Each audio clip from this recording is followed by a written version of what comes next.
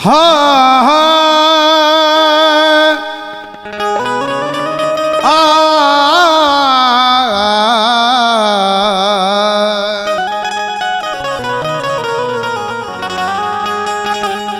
करिया, आज एगो बड़ी सुंदर प्रसंग हम सुना रहा बनी। आदमी मरेला काहे? मृत्यु क्या चीज है? मृत्यु क्यों होती है? मृत्यु कहां रहती है? मृत्यु का रंग रूप कैसा है? यह कहानी आज बा।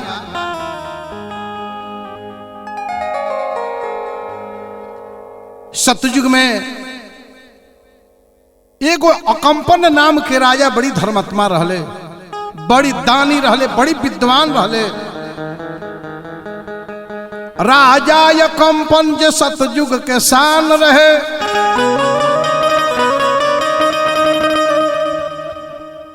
कैले सन हमला जुटान को कई,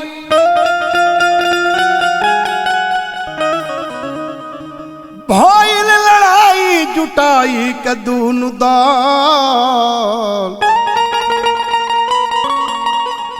रन में मरैले तो परले भूई परी।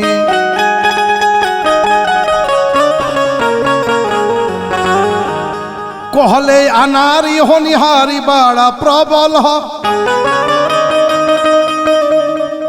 होइए करही जे डरला से नटोरी।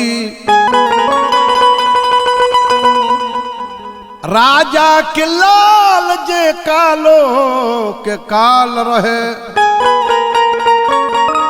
वही समर में मरा गईले हरी।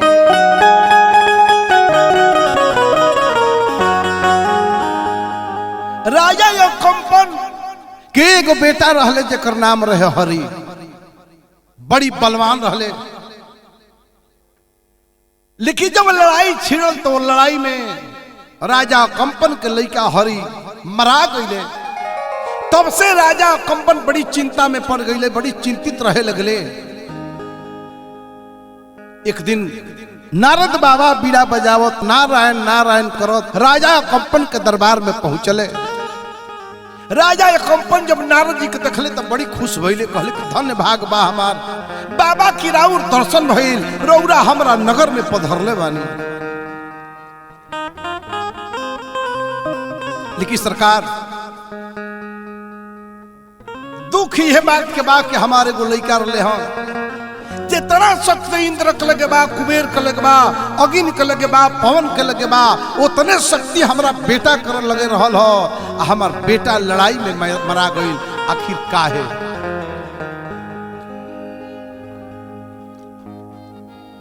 यह नारद जी राजा कंपन से कहत रहे कि ये प्रकृति के नियम हो, जे जन्म लेला वो एक न एक दिन मरेला राजन।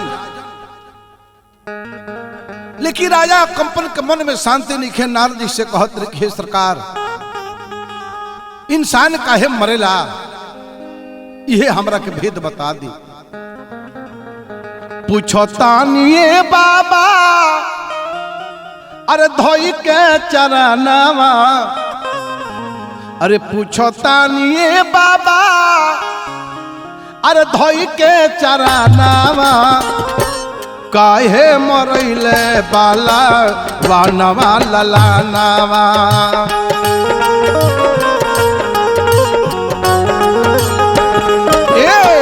अरे काहे मरैले बाला वानवा ललानावा।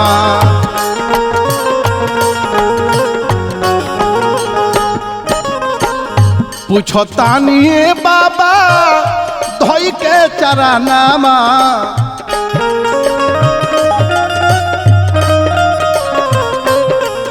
अरे पूछो तानी ए बाबा, धोई के चरनावा, काहे मरैले बाला वनवा ललानावा।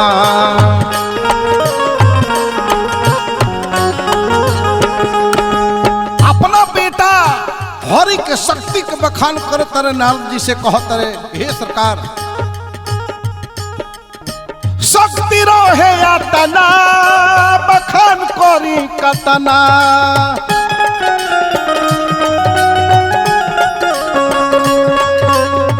इंद्र वीरेंद्र के शक्ति रहे जतना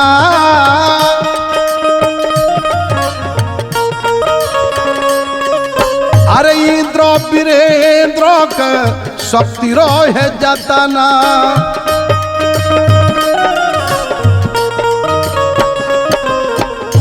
ओहो कटाई गईले घासी के समानावा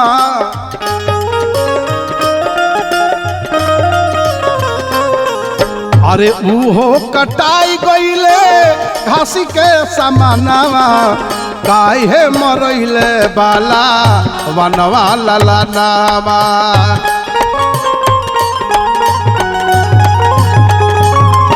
अरे काहे मरैले बाला वनवा ललनावा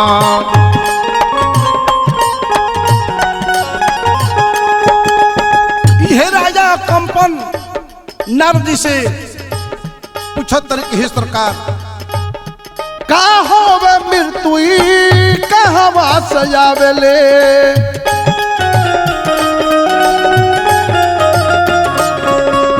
का होवे रंग रूप काहे के मुआवेले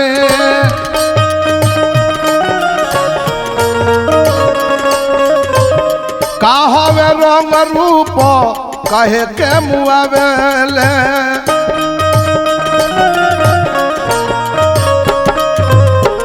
यह सुने खातिर हमरो व्याकुल बा परानावा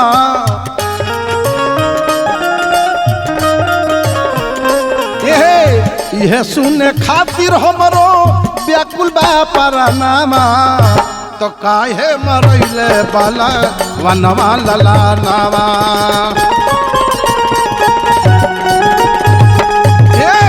काहे मरैले बाला वनवा ललनावा अरे काहे मरैले बाला वनवा ललनावा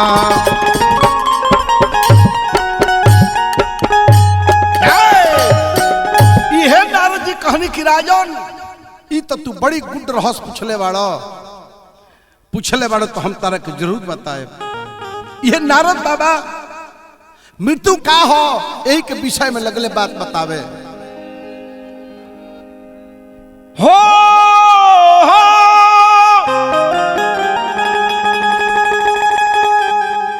सुनावे लगनी हो अरे सुनावे लगनी राम सुनावे लगनी अरे सुनावे लगनी आए तो नारद बाबा कहानी सुनावे लगनी ओ नारद बाबा कहानी सुनावे लगनी सुनावे लगनी हो अरे सुनावे लगनी राम सुनावे लगनी नारद बाबा कहानी सुनावे लगनी नारद बाबा कहानी सुनावे लगनी यह नारद बाबा कहानी राजा के सुनाओ तन कहो तन हे राजन एक बार होखे नहीं सृष्टि के नाश हो ब्रह्मा जी के मानवा में भइल क्रोध के बास हो अरे ब्रह्मा जी के मानवा में भइल क्रोध के बास हो यह ब्रह्मा जी के मन में बड़ी भारी क्रोध हो गई तो आदि शक्ति सृष्टि जरावे लगली अरे आदि शक्ति सृष्टि जरावे लगली नारद बाबा कहानी सुनावे लगली नारद बाबा कहानी सुनावे लगली नारद बाबा राजा कंपन के कथा कह के सुनाओ तरे कह तरे कि राजन एक बार ब्रह्मा जी के रसल सृष्टि का नाश ना होत रहे ब्रह्मा जी के बड़ी भारी ब्रह्मा जी के क्रोध हो गई आ क्रोध भैया के चलते ब्रह्मा जी के शरीर से आदि शक्ति प्रकट हो गई आ पूरा सृष्टि के लगली जरावे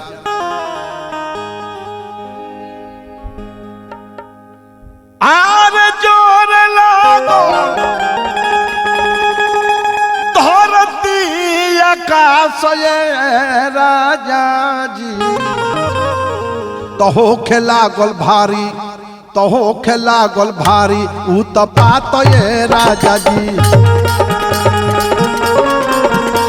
तो हो खेला गोल भारी ऊ तो पात ये राजा जी जोर लागल धरती आकाश ये राजा जी अरे जोर लागल धरती आकाश ये राजा जी अरे हो खेला गोल भारी उत्पात ये राजा जी ए राजन अरे होल चल मच गईल सकरी जहान में सगर मृत्यु लोक यौरी सगरिया समान में अरे होल चल मच गईल सकरी जहान में सगरी मृत्यु लोक यौरी सगरिया समान में तो देवता लोग शंकर जी देवता लोग शंकर जी के पास ये राजा जी हो खेला गोल भारी ऊ तो पात ये राजा जी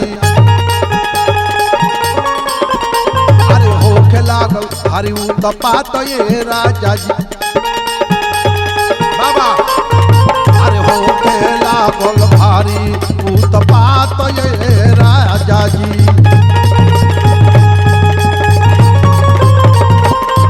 अरे हो खेला गोल भारी ऊ तो पात ये राजा जी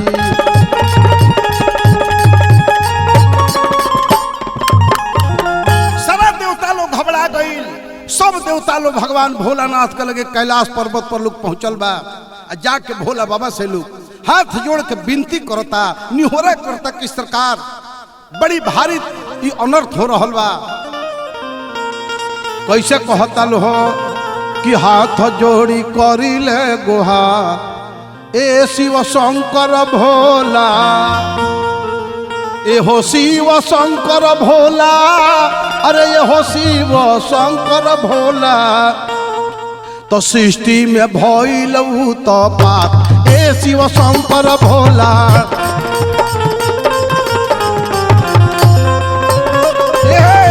सृष्टि में होला तो पाप ए शिव शंकर भोला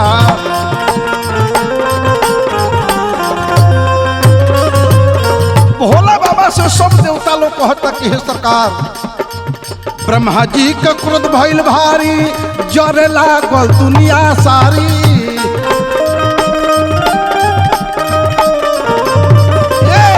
ब्रह्मा जी के क्रोध भइल भारी जरे लागल दुनिया सारी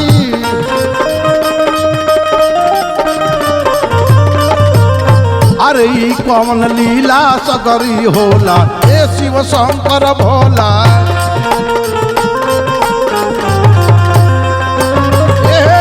अरे ई कौन लीला सगरी होला ए शिव शंकर भोला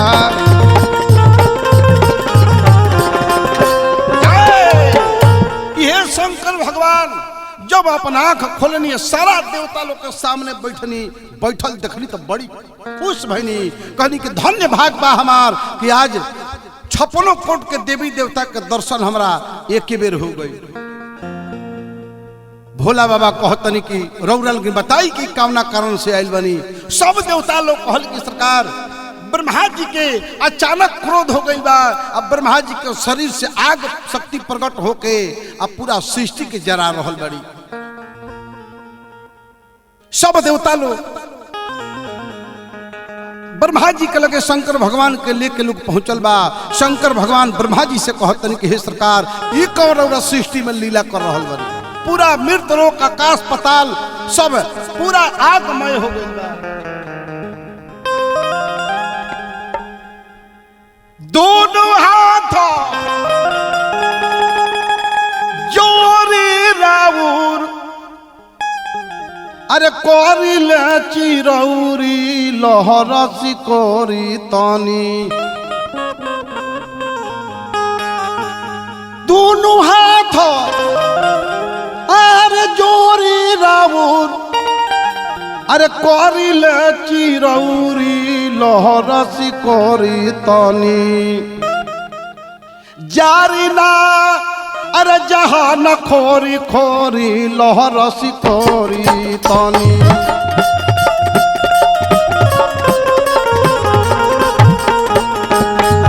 जारी ना जा हान खोरी खोरी लहरसी करी तनी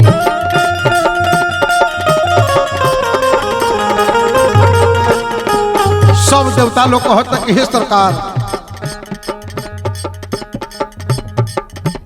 हल चल मची गईले सगरी जहान में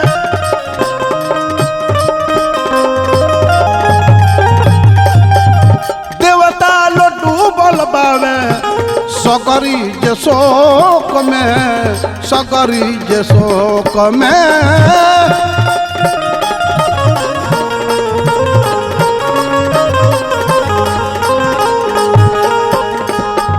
देवता लो डूबी गईले सगरी जे शोक में सगरी जे शोक में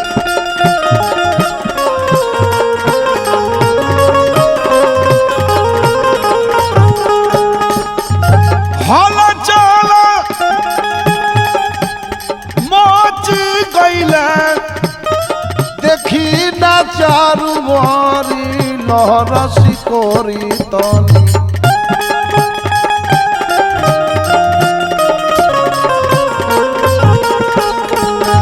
जारी ना जा हान खोरी खोरी लहरसी कोरी तनी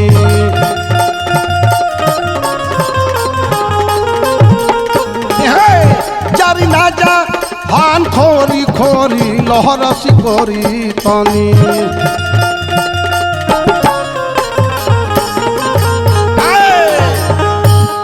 सब देवता लोग के बात सुन के ब्रह्मा जी शांत भईनी और वही ब्रह्मा जी के मुख से एगो लड़की की उत्पत्ति भई वही लड़की के नाम ब्रह्मा जी मृत्यु रखनी कहने की हे मृत्यु जौन काम हम करत रहनी है वो काम तारा करे के बा लड़की कहली कि हे ब्रह्मदेव जौन आदेश रौरा हमरा के दे तनी वो काम हमरा से ना हुई भले रौरा हमरा के मुआ दी लेकिन ये काम हमरा से ना हुई अब हम चल तनी जंगल में तपस्या करे भले रौरा हमरा के मुआ दी लेकिन हम अब लोग के मुआब ना यह मृत्यु जंगल में चल दहली तपस्या करे घनघोर जंगल में जाके तपस्या कर तरी जंगल में जंगल में जंगल में तप कर चलल मृत्यु जंगल तो तप कर चल मृत्यु जंगल में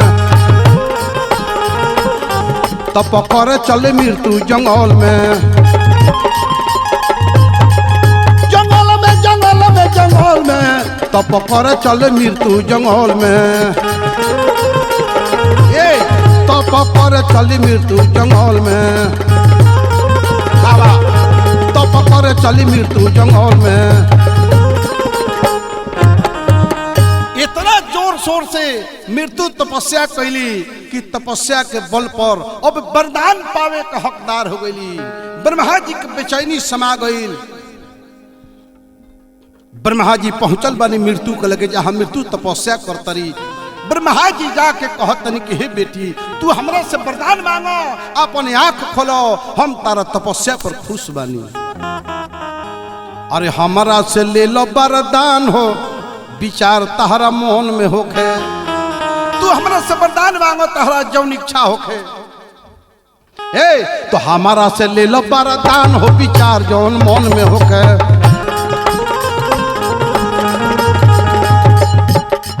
अरे मन में होखे बबुनी मन में होखे हो विचार जवन मन में होखे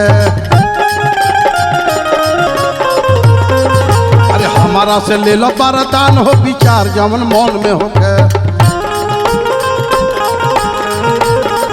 अरे हमारा से ले लो वरदान हो विचार जवन मन में हो बाबा। अरे हमारा से ले लो वरदान हो विचार जवन मन में हो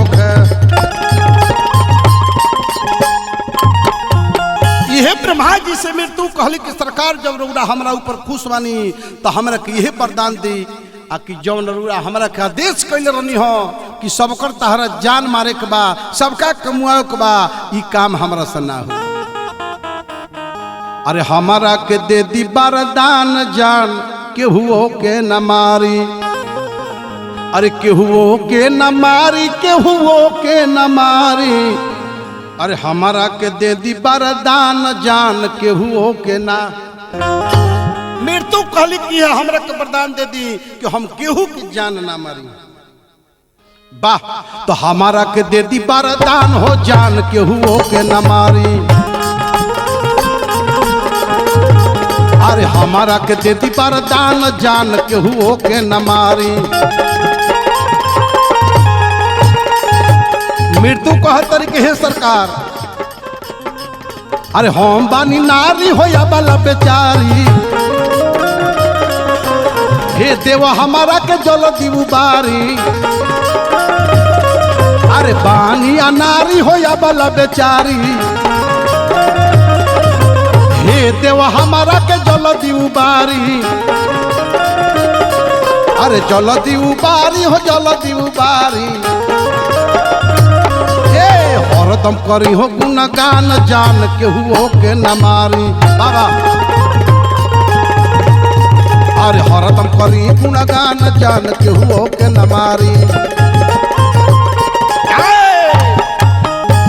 जब मृत्यु वरदान मांगली तो ब्रह्मा जी फेर में पड़ गई। ब्रह्मा जी सोचे लगनी कि अब इनका हम कौन वरदान दी जब ना खातिर हम इनको उत्पत्ति कैनी और हमार काम भइबे न कैनी। उहे ब्रह्मा जी कहनी कि हे मृत्यु तारा काम करे के बाद जौन हम तारा का आदेश दिल बनी लेकिन हम ही तरह का वरदान देता नहीं कि तारा ऊपर कौनो लाछना ना लगी। मुआइबू सबका के लेकिन तारा पर कौनो दोष ना लगी। लाछना जे ना लगी अरे रहबू निगम हो। लाछना जे ना लगी रहबू निगम हो। खाली लोग जो पत रही तोहरो नाम हो।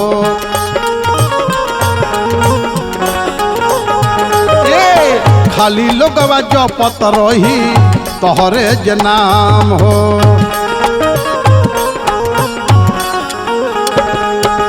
दुनिया के सारा लोग अपना दोष से मरी लेकिन तारा ऊपर कोनो आवार ना आई कोनो लक्षणा ना लगी। तू कोनो पाप के भागी ना होखबू।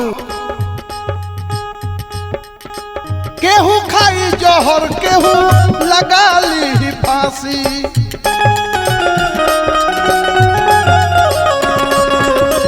केहू के टीबी धरी केहू के धरी खांसी।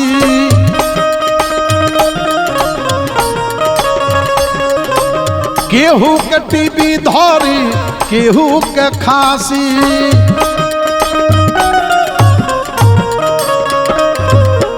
केहू के छुदी सौरी में जम हो।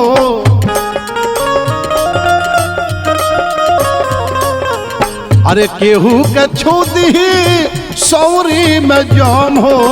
खाली लोगवा जो पत रही तोहरे नाम हो।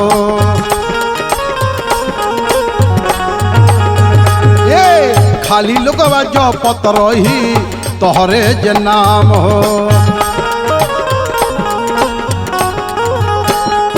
ब्रह्मा जी और वरदान देतन कहतन कि हे मृत्यु हरदम सनातन धर्म रखी है पवित्र।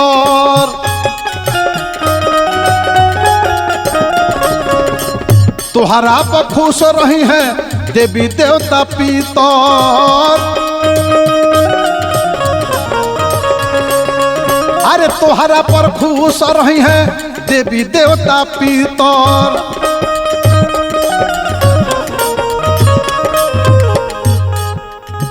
जाके आपन काम करो पानी नुहम हो।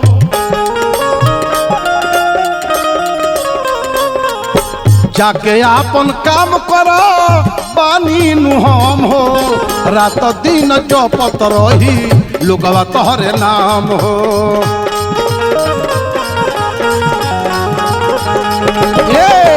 रात दिन जपत रही है लोगवा तोहरे नाम हो।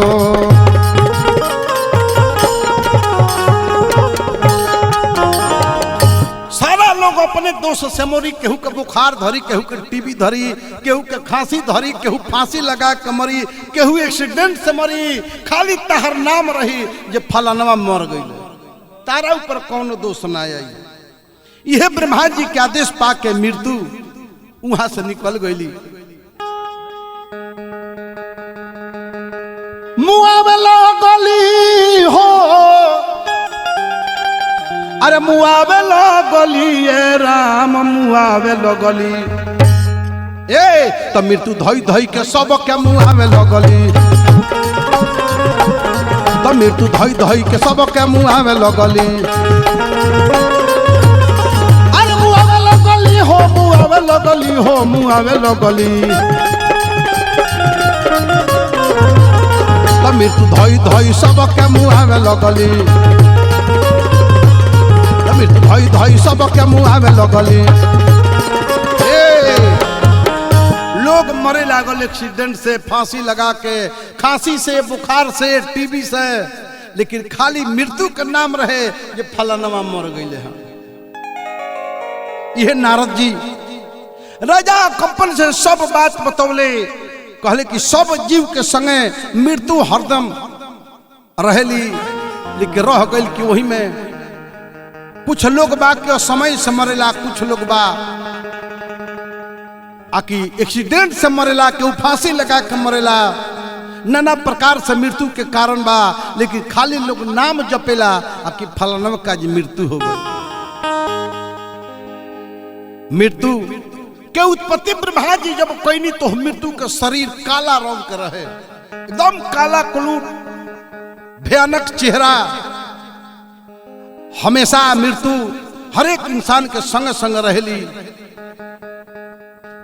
जे जैसन करेला वैसन फल मिलेला। कहानी यही समाप्त भइल।